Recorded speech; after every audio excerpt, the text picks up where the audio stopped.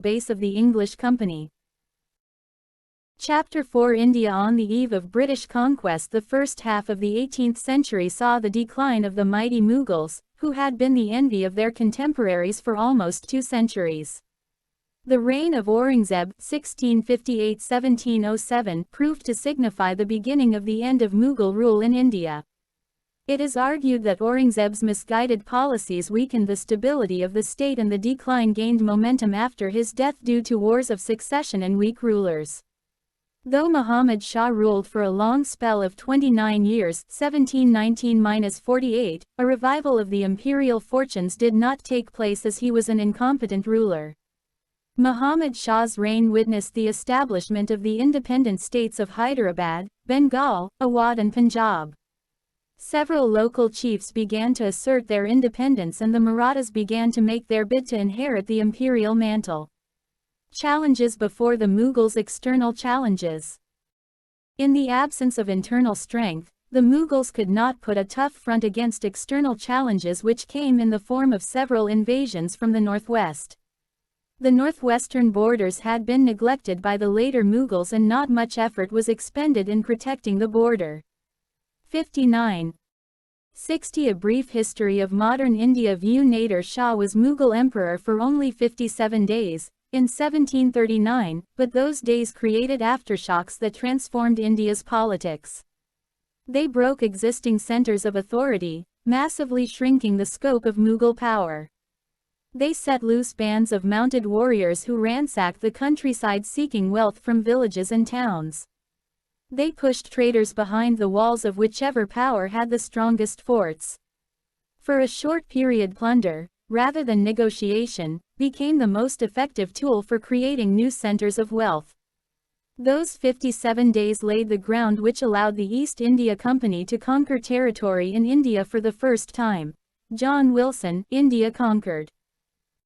Nadir Shah, the Persian emperor, attacked India in 1738–39, conquered Lahore and defeated the Mughal army at Karnal on February 13, 1739. Later, Muhammad Shah was captured, and Delhi looted and devastated. According to an estimate, apart from the Peacock Throne and the Kohinoor diamond, 70 crore rupees were collected from the official treasury and the safes of the rich nobles.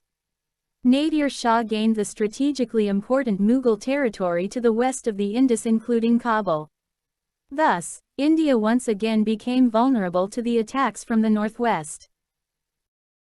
Ahmad Shah Abdali, or Ahmad Shah Durrani, who was elected the successor of Nadir Shah after the latter's death in 1747, invaded India several times between 1748 and 1767. He continuously harassed the Mughals, who tried to buy peace in 1751–52 by ceding Punjab to him. In 1757, Abdali captured Delhi and left behind an Afghan caretaker to watch over the Mughal emperor. Before his return, Abdali had recognized Alamgir II as the Mughal emperor and the Rohilla chief, Najib-ud-Dawla, as Mir Bakshi of the empire, who was to act as personal, supreme agent, of Abdali. In 1758, Najib-ud-Dawla was expelled from Delhi by the Maratha chief, Raghunath Rao, who also captured Punjab. In 1759, Ahmad Shah Abdali returned to India to take revenge on the Marathas. In 1761, Abdali defeated the Marathas in the Third Battle of Panipat. The last of Abdali's invasions came in 1767. India on the eve of British conquest. 61. Why many empires shaking battles at Panipat. Panipat and its adjacent region, located in present Haryana on the banks of the Yamuna and between the fertile plains of the Ganga and Indus rivers, have witnessed several battles. These battles changed the course of Indian history at different points of time. Filled Circle. The first battle of Panipat in 1526 was between Babur and Ibrahim Lodi. The result of the battle laid the foundation of the Mughal Empire by ending the rule of the Delhi Sultanate. Filled Circle. The second battle of Panipat in 1556 was between Akbar and Hemu. It decided in favor of the continuation of the Mughal rule. Filled circle. The Third Battle of Panipat in 1761 between the Marathas and Ahmad Shah Abdali put an end to the Maratha ambition of ruling over India. Why Panipat was a favorite battlefield. Filled circle. Panipat had a strategic location. One of the parties of the war generally came from the north-northwest through the Khyber Pass to get hold over Delhi, the political capital of northern India. To move a military through rough terrains, deserts of Rajasthan or the other northern areas infested with dense forests, was very risky and difficult. On the other hand, the rulers at Delhi considered Panipat as a confrontable strategic ground and hence they preferred to take the fight there.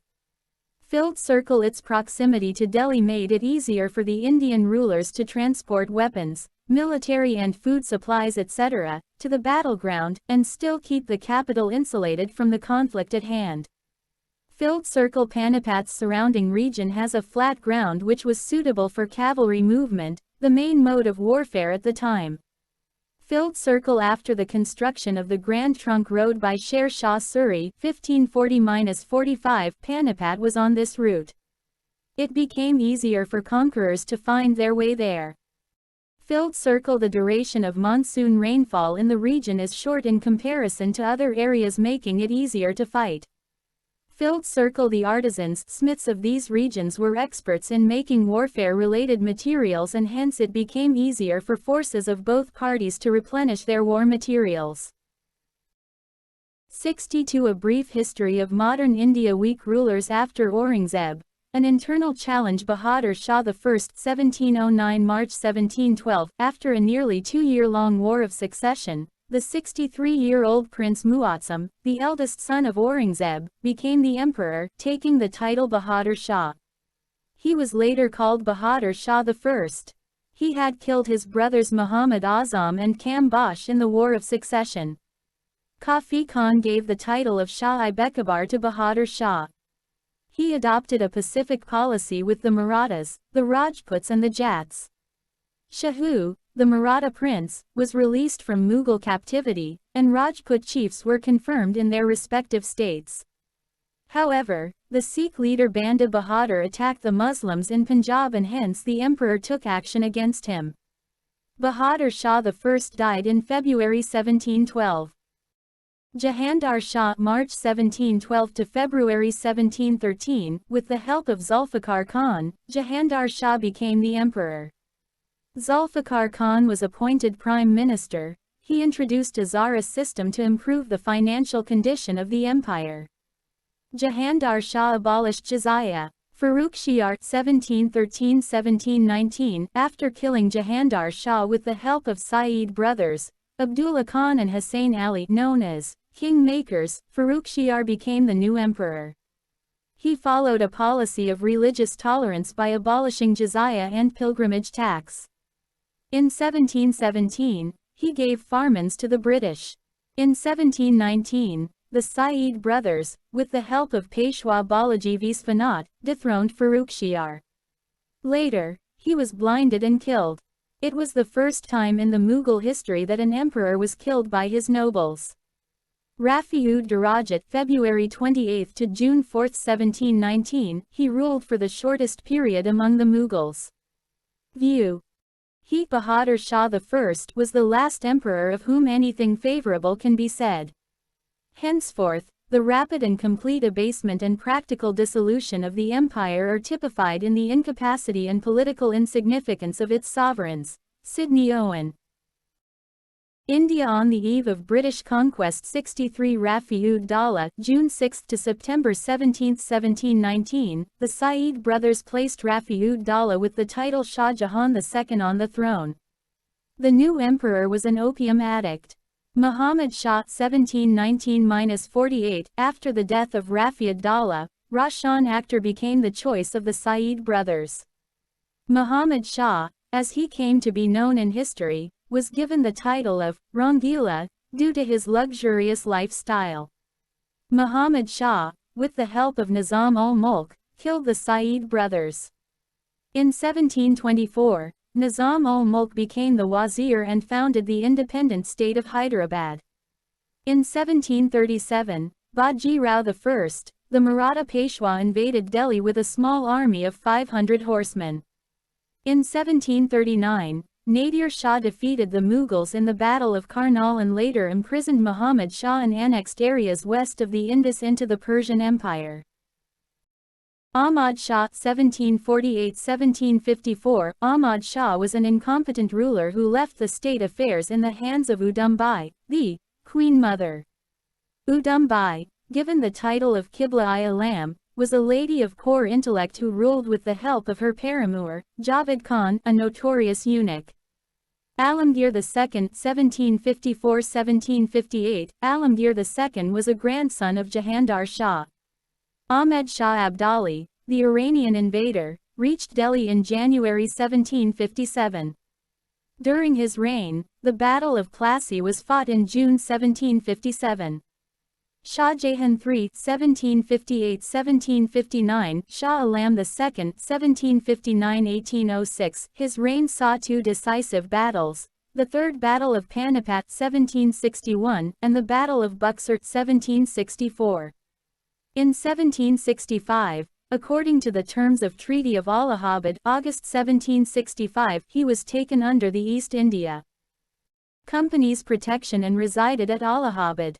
He also issued a farman granting to the company in perpetuity the Diwani, the right to collect revenue, of Bengal, Bihar and Orissa. In 1772, the Marathas took him to Delhi where he lived till 1803. In 1803, he again accepted the protection of the English, after the defeat of Daulat Rao Scindia by the English. Afterwards, the Mughal emperors became the pensioners of the English. 64. A brief history of modern India. Akbar II 1806–37, he gave the title of Raja to Ram Mohan Rai. In 1835, the coins bearing the names of Mughal emperors were stopped. Bahadur Shah II 1837–1857. Bahadur Shah II or Bahadur Shah Zafar, Zafar being his surname, was the last Mughal emperor. The revolt of 1857 had made a futile attempt to declare him the Emperor of India. He was captured by the English and sent to Rangoon where he died in 1862. In legal terms, the Mughal Empire came to an end on November 1, 1858 with the declaration of Queen Victoria. Causes of decline of Mughal Empire. Why the Mughal Empire declined has been a subject of debate among historians. Scholarly opinion can be divided along two broad lines, those who view the matter as generally empire-related and those who regard the developments as region-related. The empire-related or Mughal-centric view sees the causes of the decline within the structure and functioning of the empire itself. The region-related view finds the causes of Mughal decline in the turmoil and instability in the different parts of the empire. The decline was due to both aspects. The process of disintegration of the Mughal Empire began during the reign of Aurangzeb, but it picked up momentum only after his death in 1707. At his death, conditions were not such that the process of decline could not be checked. Although Mughal authority was challenged by several chiefs and rulers, none could assert independence in the face of the imperial might. The Sikhs, Marathas and Rajputs did not possess the capacity to overthrow the empire. They merely resisted Mughal power to gain and keep their independence in their respective territories. Thus, if the successors of Aurangzeb had been capable rulers, the empire might not have fallen. Most of the emperors who came after Aurangzeb proved to be incapable, weak and licentious monarchs who hastened the process of disintegration of the empire and, finally, its collapse. India on the eve of British conquest. 65. The major factors which contributed to the downfall of the Mughal Empire are discussed below. Shifting allegiance of zamindars. Two classes shared the power of the state with the emperor during the medieval period, the zamindars and the nobles. The zamindars were hereditary owners of their lands who enjoyed certain privileges on hereditary basis, and were variously known as Rais, Rajas, Thakkars, Khuts or Deshmukhs. They occupied an important place in the empire because they helped in the collection of revenue and in local administration, for which they maintained soldiers. Though the Mughals had tried to curb the power of the zamindars and maintain direct contact with the peasants, they had not wholly succeeded. During the reign of Aurangzeb itself, there was a marked increase in the power and influence of the zamindars. The biggest fallout of this was that regional loyalties were encouraged. Many local zamindars helped the nobility, the other powerful class within the empire, to take advantage of the weakness of the empire and carve out independent kingdoms for themselves. Jagirdari crisis. The nobility comprised people who were either assigned large jagirs and mansabs or appointed sabadars of Mughal subas and given the responsibility of maintaining these. To this class belonged many Rajput rulers, sabadars and mansabdars. Mughal rule has often been defined as the rule of the nobility, because these nobles played a central role in administering the empire. Although Akbar had provided a well-knit organization for them, there was divisiveness among the nobility on the basis of religion, homeland and tribe, and each category formed a group of its own. Mutual rivalry, jealousy and contest for power among the various groups during the rule of the later Mughals, in the absence of a strong central leadership, not only reduced the prestige of the emperor, but also contributed to the decline of the empire. 66. A brief history of modern India views.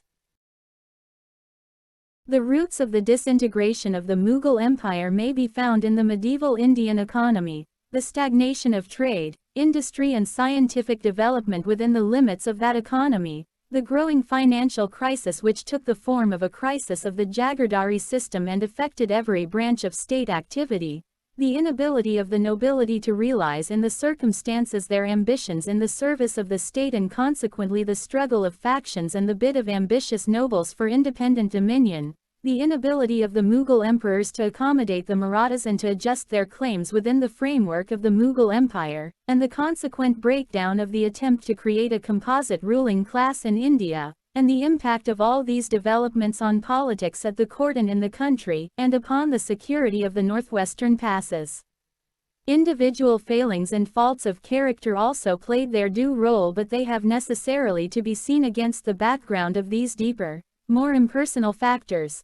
Satish Chandra, Parties and Politics at the Mughal Court, 1707–40.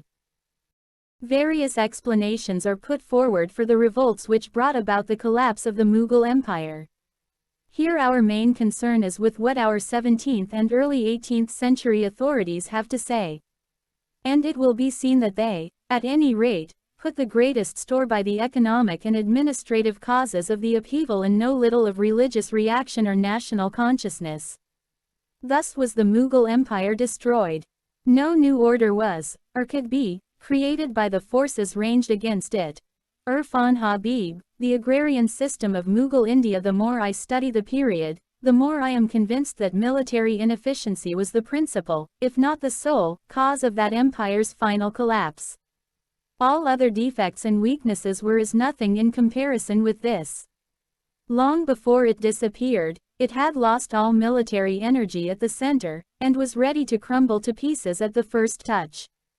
The rude hand of no Persian or Afghan conqueror, no Nadir, no Ahmad. India on the eve of British conquest. 67. Abdali, the genius of no European adventurer, a Dupleix or a Clive, was needed to precipitate it into the abyss. The empire of the Mughals was already doomed before any of these had appeared on the scene, and had they never been heard of there can be little doubt that some Maratha bandit or Sikh freebooter would in due time have seated himself on the throne of Akbar and Shah Jahan. William Irvine, Army of the Indian Mughals. A common impression is that the decline, fall of the Mughal Empire were due to the degeneracy of its sovereigns. But it was irretrievably ruined in the reign of Aurangzeb, a monarch of great ability, energy and determination, but lacking in political insight, and a bigoted Mussulman. He struck the first mortal blow by reversing Akbar's wise and generous policy of ignoring distinctions of race and religion, and reimposing the jizya or poll tax on his Hindu subjects, whereby he estranged them, and turned the noblest and most warlike of them, the Rajputs, hitherto the staunchest supporters of the throne, into deadly and persistent enemies.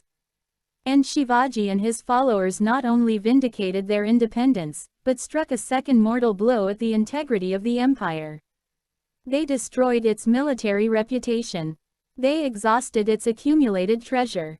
They spread disorder and devastation over the Deccan and beyond. They established an imperium in imperio. Thus the empire, though not dissolved, was hopelessly debilitated. The effective authority of the central government was thenceforth in abeyance. Nadir Shah, after inflicting the extremity of humiliation on the emperor and his capital, annexed the imperial territory west of the Indus. The dissolution of the empire was complete. Sidney Owen, the fall of the Mughal Empire and with it the Maratha overlordship of Hindustan fell because of the rottenness at the core of Indian society. The rottenness showed itself in the form of military and political helplessness. The country could not defend itself. Royalty was hopelessly depraved or imbecile. The nobles were selfish and short-sighted. Corruption, inefficiency and treachery disgraced all branches of the public service. In the midst of this decay and confusion, our literature, art and even true religion had perished. J.N. Sarkar, Fall of the Mughal Empire, Volume IV. 68 A Brief History of Modern India. Rise of regional aspirations. Aurangzeb's reign itself witnessed powerful regional groups like the Jats, Sikhs and Marathas defying the authority of the Mughal state in their bid to create kingdoms of their own. They did not succeed in their efforts, but they influenced the future course of political events in their respective regions. Their continuous struggle against the empire for political ascendancy weakened the empire considerably. Aurangzeb, and after him Bahadur Shah I, by attempting to suppress the Rajputs, spurred them to battle against the Mughals. The later Mughals made an effort to follow a policy of reconciliation with the Rajputs, but by then it was already too late. The Rajputs no longer trusted the Mughals enough to ally with them for the welfare of the empire. Causes of the Mughals, downfall in a nutshell. Some of the main causes for the decline of the Mughals, briefly put, were as follows. The government of the Mughals was a personal despotism and so its success depended on the character of the reigning ruler. The later Mughals were worthless and neglected the administration of the state. With the absence of a definite law of succession, there always occurred a war of succession. This weakened the stability of the government, and fostered partisanship at the cost of patriotism. The degeneration of the rulers led to the degeneration of the nobility, with factious quarrels and intrigues costing the empire heavily. The deterioration of the army also proved disastrous for the empire. The empire had become too vast and unwieldy to be efficiently governed from a central authority under weak rulers, especially under the existing conditions of transport and communication. Aurangzeb's religious policy was largely responsible, leading to revolts by Rajputs, Sikhs, Jats and Marathas. Aurangzeb's Deccan policy was a complete failure and was an important cause of the downfall of the Mughal Empire. Invasions of Irani and Durrani kingdoms gave a death blow to the Mughal Empire. India on the eve of British conquest. 69 The Marathas too were becoming a formidable enemy. Their aim was at first limited only to regaining control over the region of Maharashtra, but it soon went on to include getting legal sanction from the Mughal emperor for collecting Sardashmukhi and Chauth throughout India. They forged northwards and, by 1740, succeeded in spreading their influence over the provinces of Gujarat, Malwa and Bundelkhand. The Rajput struggle against the empire and the growing ambition and power of the Marathas, thus, adversely affected the Mughal might. Economic and administrative problems. The number of emirs and their ranks or mansabs had increased sharply over time. There was little land left to be distributed among them as jagirs. Aurangzeb tried to solve the problem of acute shortage of jagirs or bajagiri by showing enhanced income from the jagirs on record. But this was a short-sighted measure as the emirs tried to recover the recorded income from their jagirs by pressurizing the peasantry. So both the emirs and the peasantry were antagonized. Then there were the wars, the luxurious lifestyles of the emperors and emirs alike, the reduction in Khalisa land, all of which burdened the state. The result was that the expenditure of the state much exceeded its income. There was, moreover, no significant scientific and technological advance that could have improved a stagnant economy. The once flourishing trade did not enrich the empire's coffers even as the inroads by European traders grew along coastal India. These economic and administrative problems only multiplied following the death of Aurangzeb. The empire had become too vast to be efficiently administered by a centralized system when the rulers were weak and incompetent. Rise of regional states. The states that emerged as a result of the decline of the Mughal Empire can be classified into the following three broad categories. Successor states. These were the Mughal provinces that turned into states after breaking away from the empire. 70. A brief history of modern India. Though they did not challenge the sovereignty of the Mughal ruler, the establishment of virtually independent and hereditary authority by their governors showed the emergence of autonomous polity in these territories. Some examples are Awadh, Bengal and Hyderabad. Independent kingdoms. These states came into existence primarily due to the destabilization of the Mughal control over the provinces, examples being Mysore and the Rajput states. The new states. These were the states set up by the rebels against the Mughal Empire, examples being the Maratha, the Sikh and the Jat states. Survey of regional kingdoms. Hyderabad. The founder of the Asaf Jah House of Hyderabad was Kilak Khan, popularly known as Nizam-ul-Mulk.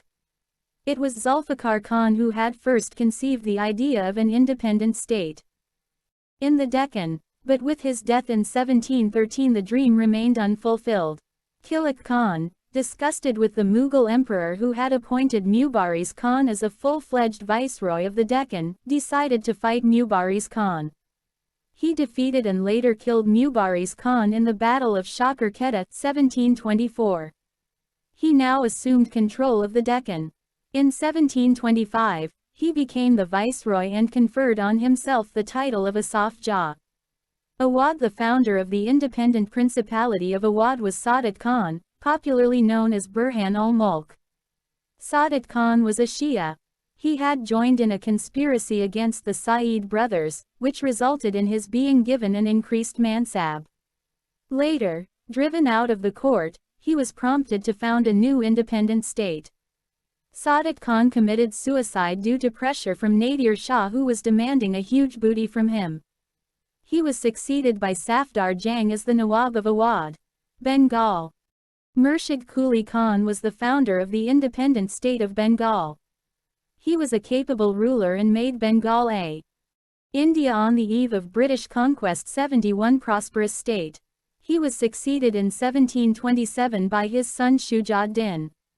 His successor, Sarfaraz Khan, was killed in 1740 by Alivardi Khan, the deputy governor of Bihar at Garia, who assumed power and made himself independent of the Mughal emperor by giving yearly tribute. The Rajputs tried to re-establish their independence in the 18th century.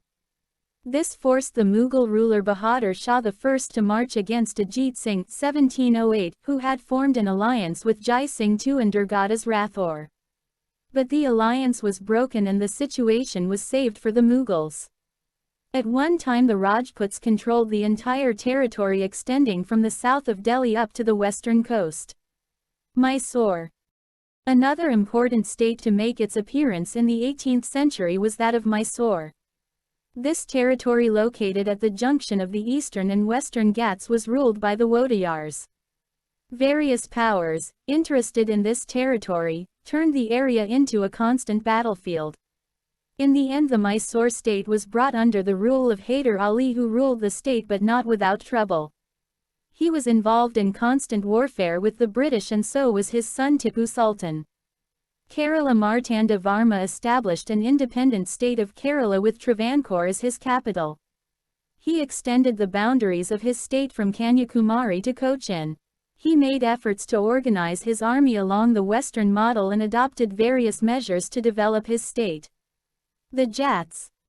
The agriculturist Jat settlers living around Delhi, Mathura, and Agra revolted against the oppressive policies of Aurangzeb. After some initial setbacks, Chiraman and Badan Singh succeeded in setting up the Jat state of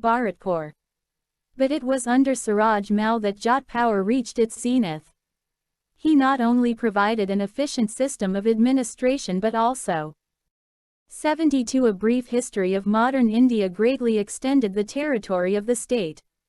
His state included territories from Ganga in the east to Chambal in the south and included the subas of Agra, Mathura, Meerut and Aligarh. However, the Jat state suffered a decline after the death of Siraj Mal in 1763. Thereafter, the state split into small areas controlled by petty zamindars who mainly lived by plunder. The Sikhs' Guru Gobind Singh transformed the Sikhs into a militant sect in defense of their religion and liberties. Banda Bahadur, who later assumed the leadership of the Sikhs in 1708, was defeated and killed. In the wake of the invasions of Nadir Shah and Ahmad Shah Abdali, the Sikhs once again asserted their authority. At this stage they organized themselves into 12 mizils or confederacies which exercised control over different parts of the kingdom. The credit for establishing a strong kingdom of Punjab goes to Ranjit Singh. He was the son of Mayan Singh, the leader of the Sukarchakia Mile. Ranjit Singh brought under control the area extending from the Sutlej to the Jhelum. He conquered Lahore in 1799 and Amritsar in 1802. By the Treaty of Amritsar with the British, Ranjit Singh acknowledged the British right over the Sisutlej territories. Ranjit Singh proved to be an efficient administrator. He greatly modernized his army with the help of Europeans. But towards the close of his reign, the English forced him to sign the Tripartite Treaty in 1838 with Shah Shuja and the English Company, whereby he agreed to provide passage to the British troops through Punjab with a view to placing Shah Shuja on the throne of Kabul. Ranjit Singh died in 1839.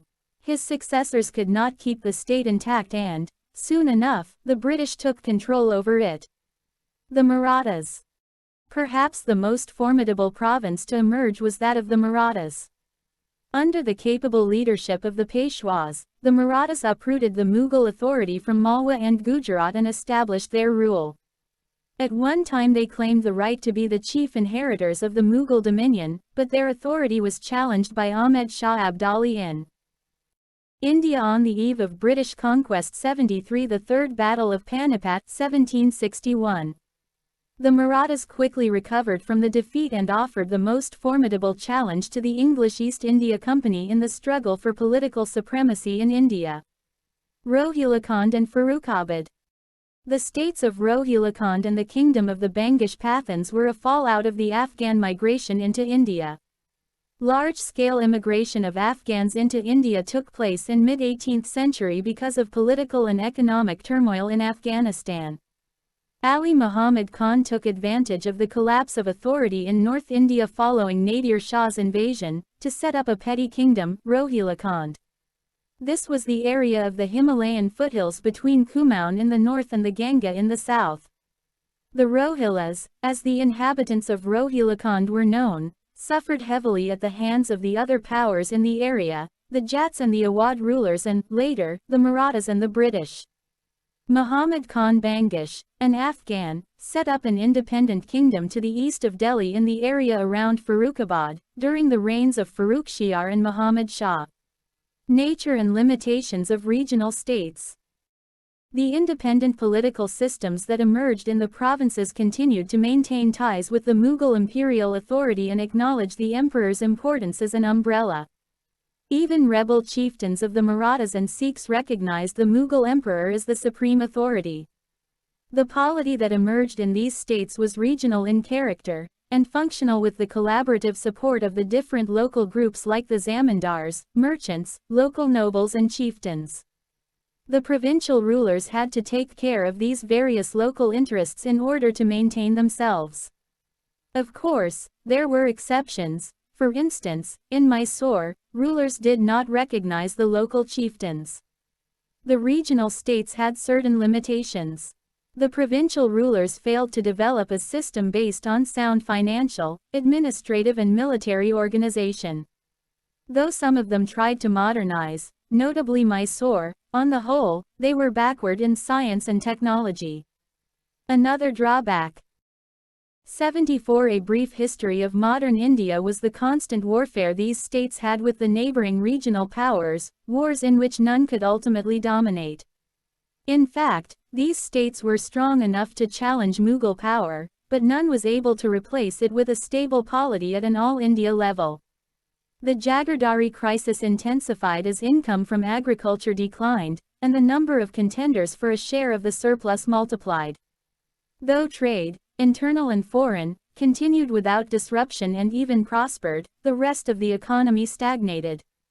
Socio-economic conditions. 18th century India failed to make progress economically, socially or culturally, at an adequate pace. India became a land of contrasts because extreme poverty and extreme luxury existed side by side. The common populace remained impoverished, backward and oppressed and lived at the bare subsistence level. The rich and the powerful enjoyed a life of luxury and lavishness. But it is worth noting that the life of the Indian masses was, by and large, better in the 18th century than it was after 100 years of British rule. Agriculture. Though agriculture was technically backward, it was worked by the hard labor of peasants. But this hard-working class seldom got the fruits of their labor.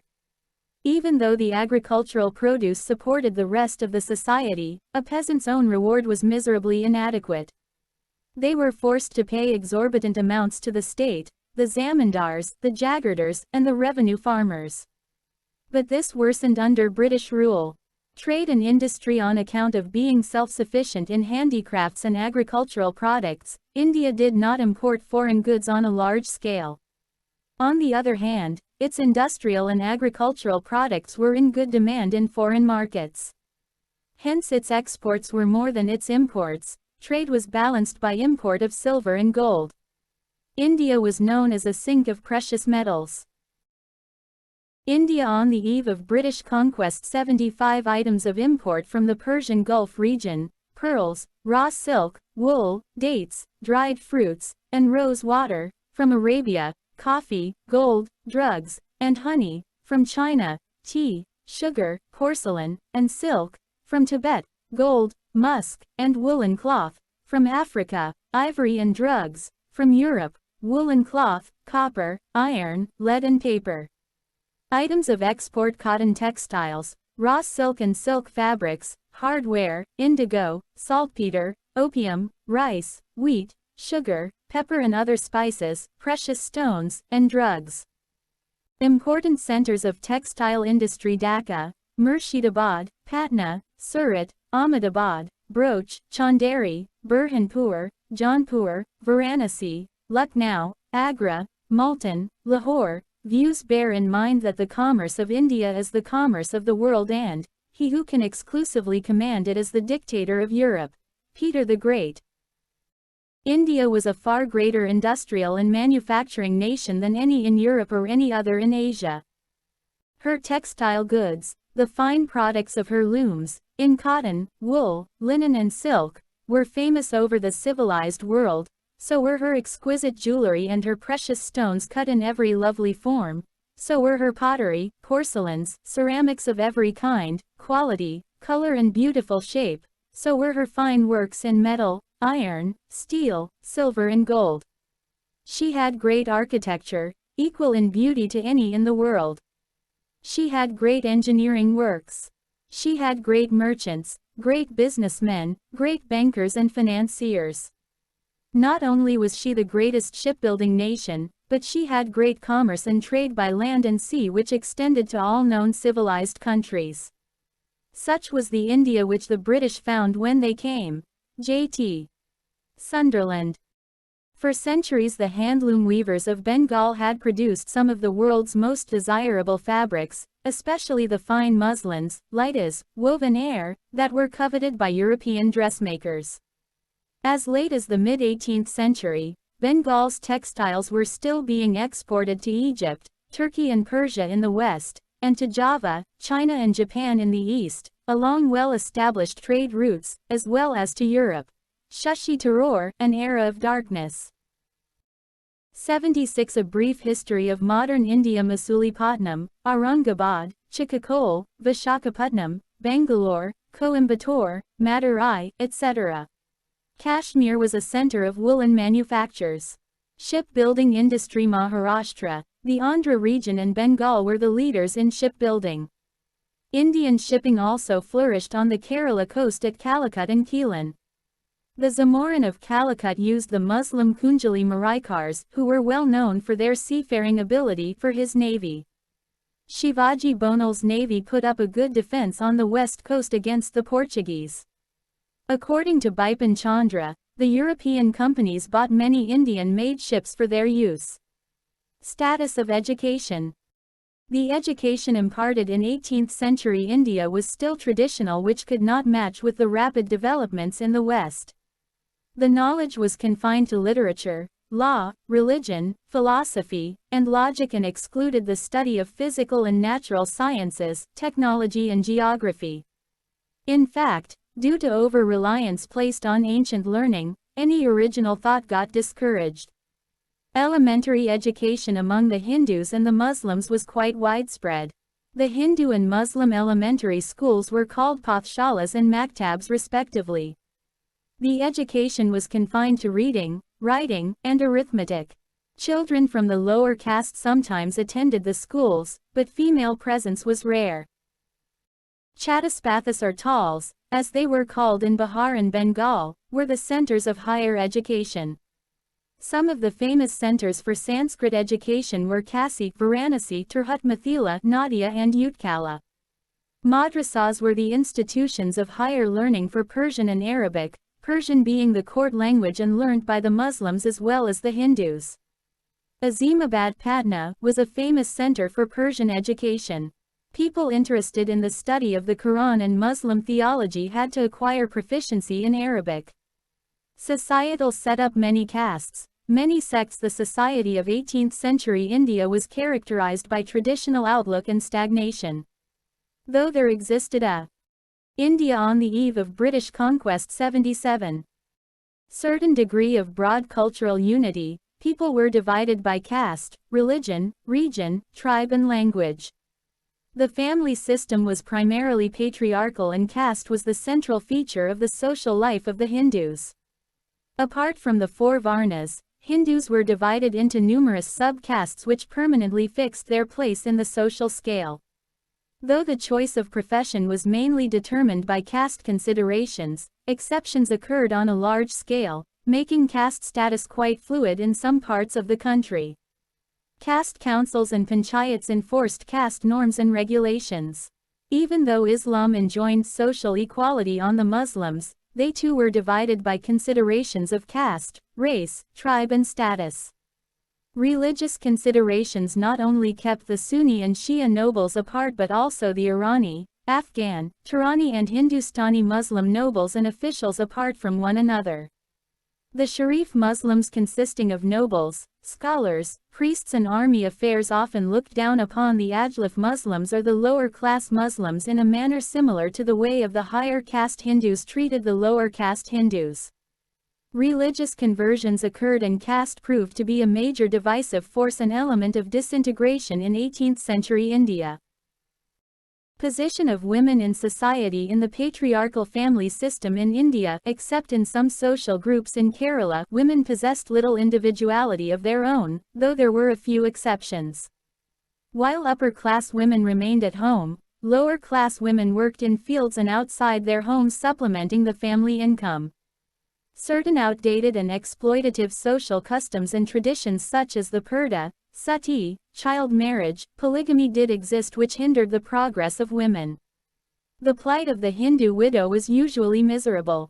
A Hindu woman can go anywhere alone, even in the most crowded places, and she need never fear the impertinent looks and jokes of idle loungers.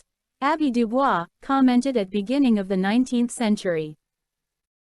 78. A brief history of modern India. The evil of dowry was especially widespread in Bengal and Rajputana. Sensitive Indians were often touched by the hard and harsh life of the widows.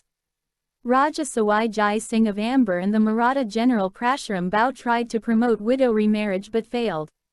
Menace of slavery. European travelers and administrators, who came in the 17th century, reported the widespread prevalence of slaves in India.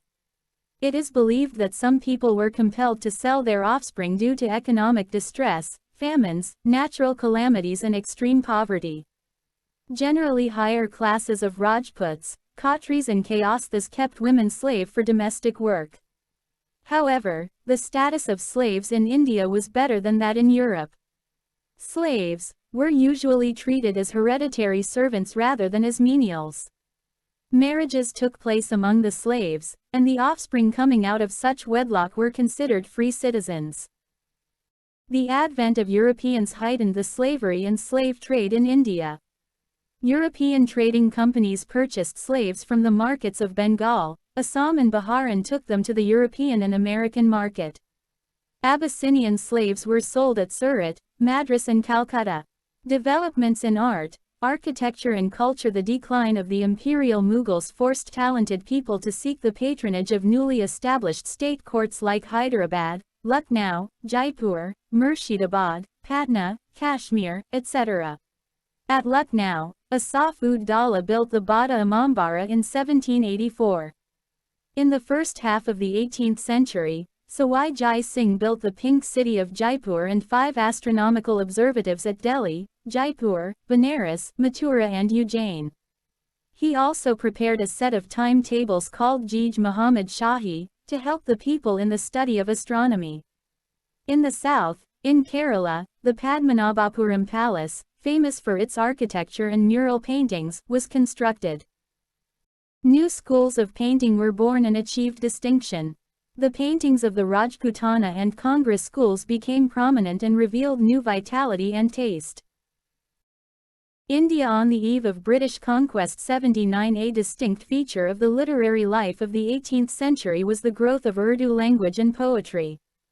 It was the period of Urdu poets like Mir, Sauda, Nazir and Mirza Ghalib. 19th century. In South India, Malayalam literature flourished under the patronage of the Travancore rulers. Kanchan Nambiar was a noted Malayalam poet. The Tamil language was enriched by sitar poetry. Tayumanavar 1706-44, one of the best exponents of sitar poetry, protested against the abuses of temple rule and the caste system. Heer Ranja, the romantic epic in Punjabi literature, was composed by Waris Shah. In Sindhi literature, Shah Abdul Latif composed Risalo, a collection of poems. These are just some examples of literary works in regional languages. Summary: Why the Mughal Empire descended. Filled circle. Weak successors. The Mughal Empire was a personal despotism and its success depended upon a strong and capable monarch. Filled circle. Absence of definite law of succession. Continuous wars of succession. Absence of law of primogeniture fostered partisanship at the cost of patriotism. Filled circle. Aurangzeb's religious and Deccan policies. The religious policy antagonized the Rajputs, Sikhs, Jats and Marathas. Deccan policy kept the emperor away from the capital for a long duration. Filled circle. Degeneration of rulers and nobles. Filled circle. Deterioration of army. Filled circle. Jagirdari crisis. Filled circle. Too vast an empire. The vast empire became a difficult task for weak rulers to administer efficiently. Filled circle. External invasions. Invasions of Irani and Durrani kingdoms. Nadir Shah, Ahmad Shah Abdali gave a death blow. Filled circle. Economic decline. Endless wars, stagnation in agriculture, and decline in trade and industry emptied the royal treasury. Filled circle. Advent of Europeans. European companies interfered in native politics, hastening the disintegration of empire. Filled circle. Shifting allegiance of zamindars. Filled circle. Rise of regional aspirations. Rise and establishment of Awadh, Bengal, Hyderabad, Mysore, Kerala, Rajput states and Jat states accelerated the process of disintegration. Rise of regional states. Filled circle. 3 categories. 80. A brief history of modern India. Filled circle. Successor states. Hyderabad, 1724, Nizam-ul-Mulk Bengal, 1717, Murshid Quli Khan and Awadh, 1722, Saadat Khan Burhan-ul-Mulk. Filled circle. Independent states. Mysore under Haidar Ali, Kerala King Martanda Varma, and Rajput states. Raja Sawai Singh of Amber. Filled circle. New states. Marathas, Sikhs, Jats and Afghans. Socio-economic conditions: agriculture filled circle stagnant and technologically backward agriculture, compensated by very hard labor of peasants. Filled circle: peasants paid revenues to state, zamindars, jagirdars and revenue farmers. Filled circle: major produce crops, rice, wheat, sugar, pepper, spices, cotton, etc. Trade and industry: trade flourished. Cotton textiles, raw silk, silk fabrics, hardware, indigo, saltpeter, opium, rice, wheat, sugar, pepper, spices, precious stones, and drugs were exported. Gold, musk, woolen cloth, copper, iron, lead, paper, porcelain, pearls, dates, dried fruits, coffee, tea, ivory, rose water, etc., were imported. The textile industry was famous for its produce. The shipbuilding industry flourished. The metal industry was also well developed. Education: filled circle: elementary education imparted through pathshalas and maktabs. Filled circle: chatuspathas or talls among Hindus, and madrasas among Muslims were the institutes of higher learning. Filled circle: absence of the study of science and technology and geography was a general feature. Society: filled circle: apart from the four varnas, Hindus were divided into many sub-castes which differed in their nature from place to place. Filled circle: Muslims were also divided by considerations of caste, race, tribe, and status, even though their religion propagated equality. Art, architecture and culture: filled circle: Asaf ud Daula, in 1784, built Bada Imambara at Lucknow. Filled circle: Sawai Jai Singh built Pink City of Jaipur and 5 astronomical observatories: Delhi, Jaipur, Mathura, Banaras, Ujjain.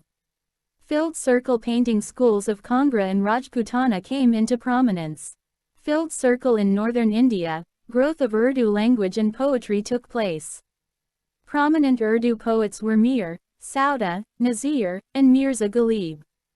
Filled circle: regional languages developed. Tamil